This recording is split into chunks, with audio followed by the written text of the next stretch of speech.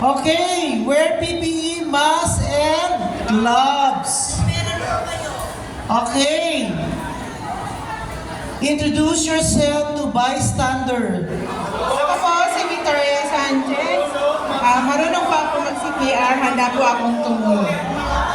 Galing. Next, luhod sa victim. Okay, pagluluhod, lapit sa victim, yung dalawang tuhod nyo, pagitnaan ang balikat ng biktima. Kailangan mas malapit pag malayo. Watso na yan.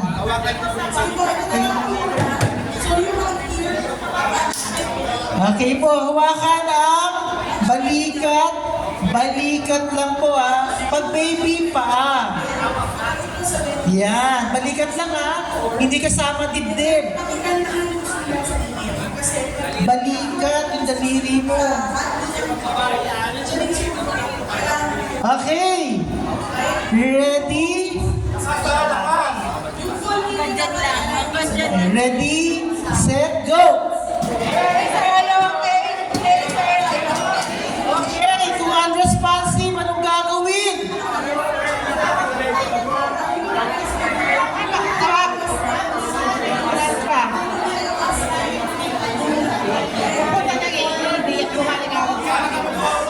Okay. Manong nakaputi, kayo po. Tawag kayo ng ambulansya na may AED at babalik po kagad.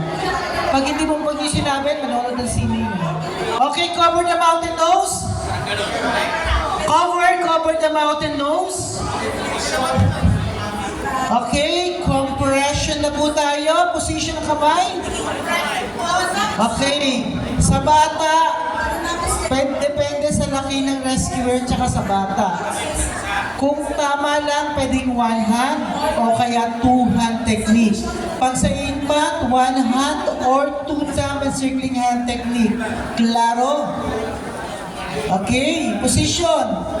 O kailangan ito naka-align po sa ilong ng biktima. Ito balikat nyo naka-align sa biktima. Ito yung nahawakan niya. Tingnan mo, hawak. Dapat nakataas ang daliri. Nakataas ang daliri. Yan. Okay, Dr. Haron.